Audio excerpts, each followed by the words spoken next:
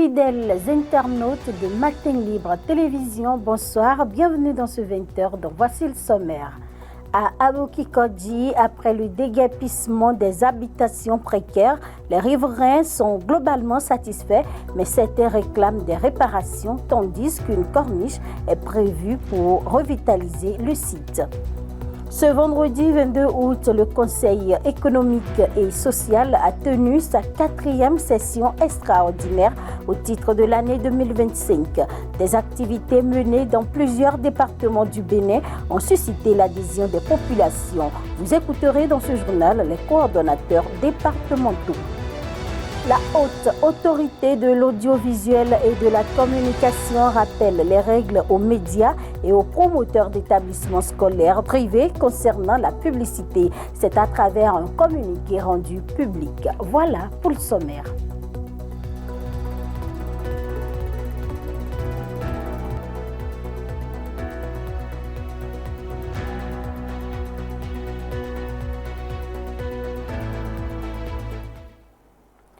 À Aboki-Kodji, dans le 4e arrondissement de Cotonou, la berge lagunaire change de visage. Après le déguerpissement des habitations précaires qui l'occupaient, la lagune se dévoile désormais au regard. Si l'opération est globalement bien accueillie, certains riverains réclament réparation. Une corniche est annoncée pour redonner vie au site. Reportage Hospice Yevimi Houton et Jean-Marie Adeyemi.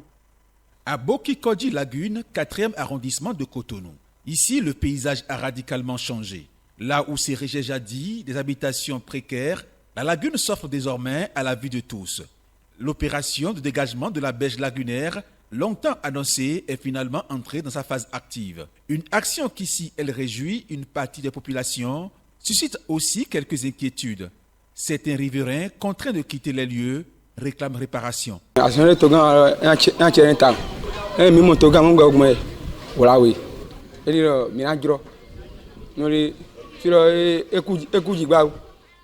Nous remercions le chef de l'État. Ce qu'il fait est bon. Nous avons remarqué l'espace est propre. Il nous avait promis des dédommagements, mais jusque-là rien.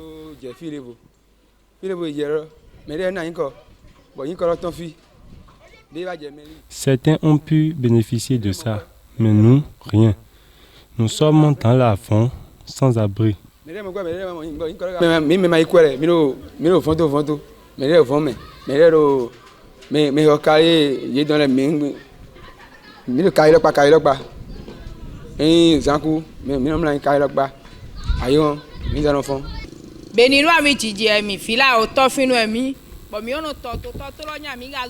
sommes des Toffins. Nous sommes ici depuis des années. Mais quand le président nous a demandé de quitter les lieux, nous avons accepté.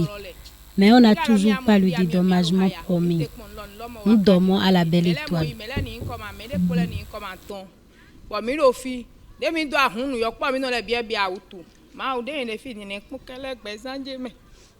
Mais le chef de quartier tente de rassurer. C'est un projet qui est là depuis le temps de Kérékou. C'est pas le projet est venu au temps de Talon. Mais je remercie le chef de l'État d'avoir accompagné les sinistrés. Il a fait.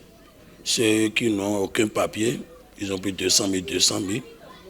Ceux qui ont des papiers de lotissement, de recasement, ils ont pris 3 millions.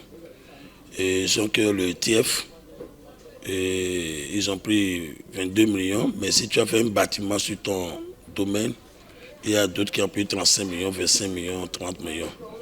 Là, le gouvernement fait ce qu'il peut faire. Et c'est triste, mais on ne peut pas faire l'omelette sans casser les œufs. Et il reste encore les gens omis qui n'ont pas trouvé l'argent.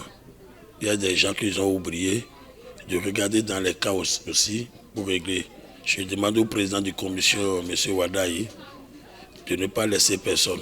Dans les perspectives, l'aménagement d'une corniche qui viendra redonner à ce site une nouvelle vocation, celle d'un espace moderne et attrayant au service de la communauté. Dans la matinée de ce vendredi 22 août 2025, se sont poursuivies les activités de la 4e session extraordinaire du Conseil économique et social au titre de l'année 2025. Les responsables de commission ont présenté aux conseillers les résultats des sujets ayant fait objet d'audit saisine. Samiratou Kassoumou et Toussaint Bossa pour le compte rendu. Effectivement, les travaux de la 4e session extraordinaire se sont poursuivis ce vendredi avec la tenue d'une séance d'échange autour des sujets d'autosaisine. Ainsi, des responsables de commission ont présenté les résultats de leur action. Pour la commission en charge des arts et de la culture, des résultats probants sont enregistrés. Le CS, qui est à la veille permanente de l'amélioration des conditions de vie de la population, doit rechercher les problèmes qui minent chaque secteur et qui freinent le développement de notre pays et pouvoir trouver des solutions. C'est en cela que ma commission s'est auto-saisie du sujet sur la valorisation de la production locale et culturelle au Bénin. Et c'est ça que nous avons fait, qui nous a fait faire des recommandations qui seront adressées au gouvernement afin que des solutions soient trouvées pour que le développement du secteur de la culture et des arts et de l'artisanat devienne une effectivité. La sécurité, la cohésion sociale et la gouvernance territoriale sont des questions cruciales auxquelles le Conseil économique et social attache du prix. C'est à juste titre que des actions significatives ont été menées. Le développement du terrorisme est un frein au développement économique, au développement social et surtout, de manière centrale, c'est une menace à l'existence même du Bénin en tant que nation. Le Conseil économique et social, qui est une institution de proximité avec les populations, a pris également la mesure du frein que ce phénomène constitue à la cohésion, à la paix et au développement des populations. Notre objectif général, c'est d'établir, c'est que le CS contribue à la mise en place d'un cadre cohérent de gestion des conflits qui soit équitable et durable, en favorisant la cohésion pacifique entre agriculteurs et éleveurs, et pour qu'il y ait une utilisation partagée et des ressources naturelles dans le sens de la durité.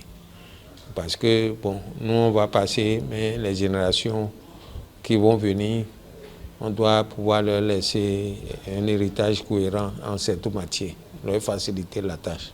Il en ressort donc des travaux que des actions doivent se poursuivre pour une meilleure appropriation des politiques publiques en faveur de la population béninoise. Des activités intenses ont été menées par le Conseil économique et social dans plusieurs départements du Bénin. À en croire les coordonnateurs départementaux, la population apprécie les initiatives du CES et souhaite qu'elles soient pérennes. Il y a quelques années, quelques mois, il ne s'est pas informé comme c'est le cas aujourd'hui, et qu'on leur parle des lois prises au sommet et par les députés, et des décrets, des décisions qui impactent leur vie quotidienne. Donc c'est très apprécié par nos populations aujourd'hui à la base. Ils demandent même qu'on ne s'arrête pas en si bon chemin. Entre-temps, il n'y avait que le Conseil national. Mais avec le Conseil départemental, nous sommes plus proches de la population maintenant. Et c'est une joie pour ces populations, surtout que nous avons commencé avec des lois. Par exemple, si je prends la loi sur la chefferie traditionnelle que nous avons vulgarisée, ça a permis à ces populations de comprendre ce qui est dans la loi, de poser des questions. Et actuellement, nous sommes sollicités de descendre dans les communes pour faire les mêmes exercices. nous avons des retours par rapport aux séances que nous avons eu à tenir avec les populations. Et ces témoignages prouvent que les activités du Conseil économique et social départemental situent désormais les conseillers au cœur même des pulsations sociales, du corps social, en vue d'amener les populations à apporter leur contribution pour relever les défis qui s'imposent à elles. D'abord, au lancement des activités des CES par le président du Conseil économique et social et la descente sur le terrain par rapport au sujet d'autosaisie. Nous avons senti que c'était important de se rapprocher d'abord des populations. Le ministère de l'Enseignement supérieur fixe les règles pour les nouveaux bacheliers. Une plateforme en ligne est désormais ouverte pour le choix des filières universitaires. Plus de détails dans cet élément. Le ministère de l'Enseignement supérieur et de la Recherche scientifique annonce l'ouverture de la plateforme de choix de filières pour les nouveaux bacheliers. Cette opération débute le lundi 25 août à 0h et prendra fin le mercredi 3 septembre 2025 à minuit. Elle concerne exclusivement les bacheliers de la session 2025 détenteurs d'un baccalauréat classique série A1, A2, B, C, D, E, EA, F1, F2, F3, F4, G1, G2 et G3. Les intéressés doivent se rendre sur le site aprèsmonbac.bj afin de formuler leur choix. Le ministère invite par ailleurs les nouveaux étudiants à consulter le guide d'orientation mis à leur disposition pour effectuer des choix judicieux. Une étape décisive qui marque le début du parcours universitaire pour les bacheliers de cette année. La haute autorité de l'audiovisuel et de la communication rappelle les dispositions fixant la publicité des écoles dans les médias. Dans un communiqué rendu public ce 22 août, la HAC exige le respect strict de la réglementation en vigueur. Kamash Eke nous en dit plus. À travers ce communiqué, la Haute Autorité de l'Audiovisuel et de la Communication rappelle que seuls les établissements scolaires et universitaires dûment agréés sont habilités à faire de la publicité dans les médias et uniquement pour les filières autorisées. Les informations diffusées doivent être certifiées par les ministères compétents et chaque publicité porter la mention obligatoire vue et approuvée de la structure ayant délivré l'autorisation. La RAC insiste par ailleurs sur la responsabilité partagée entre l'annonceur et le diffuseur en cas de publicité mensongère. Les contravenants, qu'ils soient personnes physiques ou morales, s'exposent à des sanctions pénales et contractuelles. C'est un rappel qui vise à assainir le paysage médiatique et à protéger les apprenants et leurs familles contre toute forme de publicité trompeuse dans le domaine sensible de l'éducation. Hier, le monde s'est souvenu des victimes du terrorisme. Aujourd'hui, il rend hommage à celles et ceux qui ont perdu la vie à cause de leur religion ou de leurs convictions. 2 journées qui appellent à la mémoire collective et à l'action pour la paix. Suivez le focus de Kamash Eke. Lendemain donc de la Journée internationale du souvenir, en hommage aux victimes du terrorisme, le monde célèbre la Journée internationale des personnes victimes de violences en raison de leur religion ou de leurs croyances. Ces 2 journées interpellent l'humanité. La violence, qu'elle soit motivée par la haine, l'extrémisme ou l'intolérance, brise des vies et fragilise la cohésion entre les peuples. À travers elle, la communauté internationale exhorte les États, mais aussi chaque citoyen, à cultiver le dialogue, la tolérance et à la solidarité pour construire un monde plus juste et plus sûr. Partout, des hommes et des femmes sont persécutés uniquement parce qu'ils pratiquent une foi ou défendent une conviction différente. Ces violences fragilisent le vivre ensemble et menacent l'un des droits humains les plus fondamentaux, la liberté de croyance. En rapprochant ces 2 dates, la communauté internationale veut montrer que le terrorisme et l'intolérance religieuse sont souvent liés, nourris par la haine et la peur de la différence. Le message est clair, seule la tolérance, le dialogue et le respect mutuel peuvent garantir un avenir pacifique. L'ONU souligne qu'il est essentiel de mener une action préventive globale au niveau local en y associant l'ensemble des parties concernées, y compris la société civile et les communautés religieuses, fussent-elles représentantes de minorités. Quand ils comprendront qu'ils ne peuvent ni vous égaler, ni vous dépasser, ils essayeront de vous nuire. Ainsi se referme ce journal. Merci pour votre fidélité. N'oubliez surtout pas de vous abonner pour ne manquer aucune information. Bon week-end à toutes et à tous.